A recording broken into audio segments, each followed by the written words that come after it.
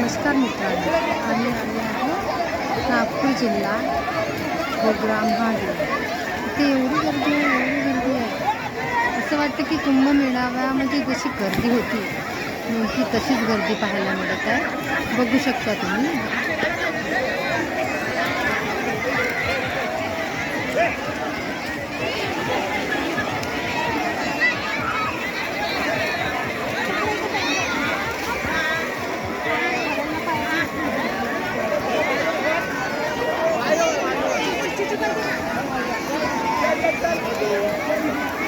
आज अधिक मासामधला शेवटचा दिवस, याच्यामुळे एवढी गर्दी आली आहे, एवढी गर्दी आहे की खूप गर्दी आहे.